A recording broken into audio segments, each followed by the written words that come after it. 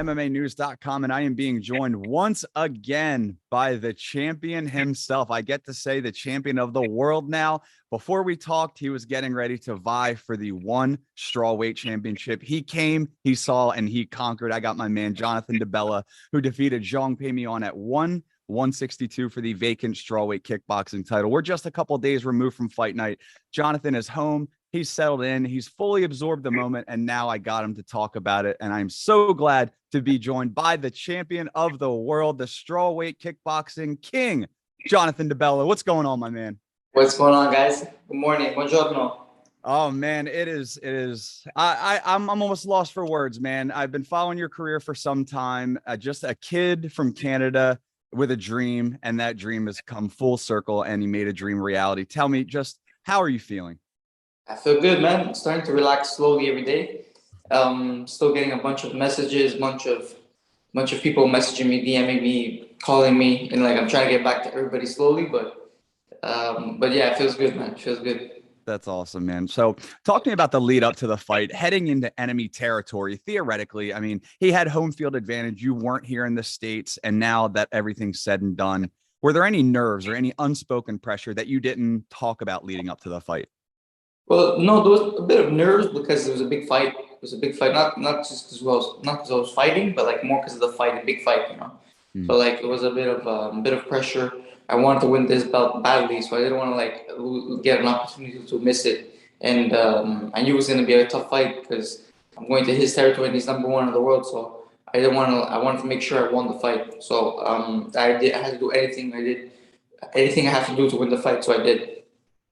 Now, when we were talking in the pre-fight interview, you had mentioned you pretty much considered yourself the underdog. You were saying that he's the #1 in the world and that you were going in and you felt like you needed to defeat him. So with that like chip on your shoulder, does that add any pressure that you didn't speak of? Maybe, I mean, like you said, you were considering him to be #1. You're fighting him in your head. Did that add anything? Well, yeah, it added more fuel to my fire a bit. Because I already knew, like all the press was saying they had the picks out and they all had him winning, and I always saw that, and I'm like, okay, good, you know, it's good to feel on the underdog because I felt more hungrier to fight, more hungry to win, and it helped actually. It actually helped. Good deal. Can you elaborate on maybe how it might have helped? I mean, I'm sure people can listen and say it might have helped, but maybe you elaborating on it, talking about how it helped. The guys, like everybody was talking about him, they were hyping him up. They didn't really know me because I never fought for one before, so they didn't really know me. And then like I was like during the fight week, also a few things happened. Like he was saying he was gonna knock me out brutally. He actually said he's gonna brutally knock me out. So I'm like, okay, cool. It's cool, but like it got me a little excited, got me a little pumped for the fight. Then during the week, I think his one of his coaches went up to my team and said, "Oh, my guy is gonna knock out your son." And I'm like, okay. my dad heard that and he was like, okay. He shook the guy's hand and we went to war. Wow, that's quite almost disrespectful to say to somebody's father. Yeah, that's what I'm saying. For a father, it was for it was a bit disrespectful, but. You know, we took it in to fuel us. We took it in a positive way, and we went on a win. Well, I'm sure your father, Angelo, classy gentleman, just like yourself, he took it. He used it as fire himself. Yeah. And again, man, so I'm jumping around a little bit because you just said that he was mentioning he was going to brutally knock you out. Did that make in the last round, that head kick knockdown, did it make it a little bit sweeter? Like a lot sweeter. Yeah, for sure. All right. So like I said, I'm jumping around, but before the fight, you looked cold as ice in the stare down, man. I mean, I've heard fighters say they see something in the eyes of their opponent, you know, sensing fear, hesitation, whatever it may be. You fill in the blanks. When you came face to face with the Fighting Rooster, what was going through your head? Did you pick up on anything? No, I just look in his soul, look in his eyes, you see everything, you feed off his energy, and you see what his real character is. And like I told you, man, I scheduled my lunch break so I can make sure I can be home.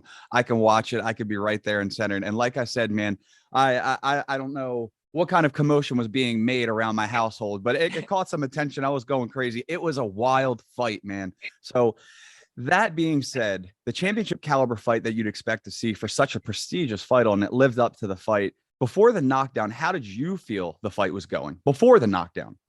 I believe it was very close. Every round was close because we're the top two in the world. It's gonna be a good fight. I expected this. We're going to war. It's gonna be a close fight.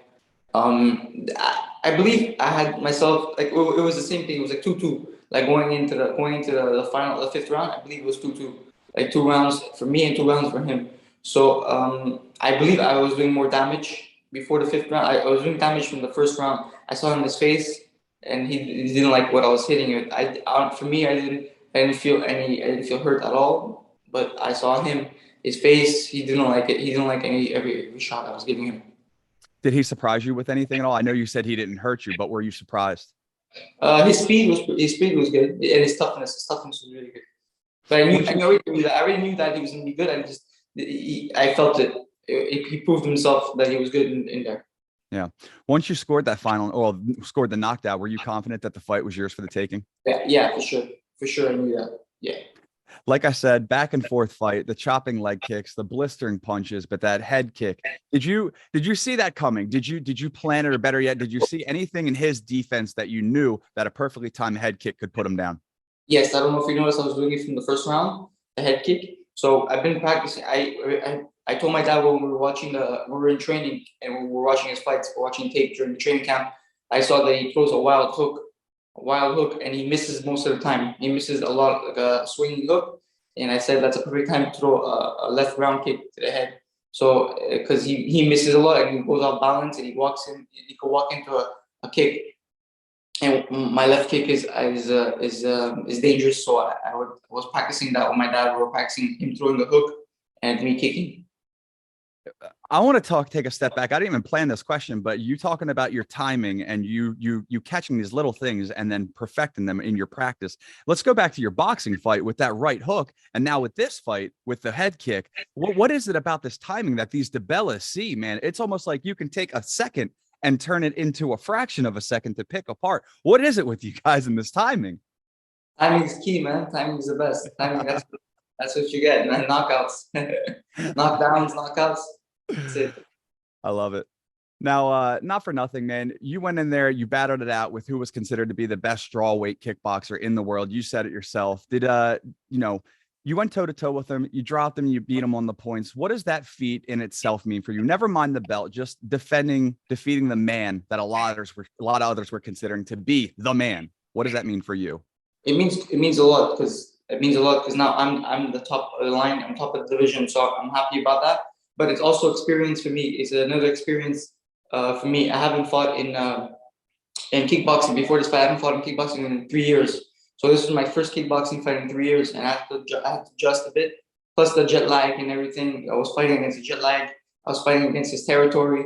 I was fighting against a lot of things. We got stuck in the airport also in Tokyo for a whole day, 24 hours, and we were just like everything. The whole experience was ended up being positive and ended up being good. It almost seems like the odds were stacked against you and you prevailed with everything. Yeah, for sure. I felt like that until I got into the ring. Can you describe the feeling of emotions that ran through you when they announced and knew undisputed one strawweight kickboxing champion of the world, Jonathan DeBella? You let out that deafening yell, letting it all go. Can you describe the feeling though? Yeah, definitely. I already always pictured it in my mind, and like when I was like always wanting to be a world champion, and I always pictured in my mind. But it was different when they actually said it and they actually gave me the belt. I was like, oh, it's actually happening, and it happened, you know. I noticed during the announcement that you had your hands raised, but you were peering over your shoulder, and that you had a look of almost uncertainty, maybe because they didn't say the blue or red corner, but it just made me curious. Yeah. It made me curious. You had your hand raised, but with the look, until you saw that belt being draped over your shoulder, that's when it seemed like it hit you. Is that accurate? What was going on there?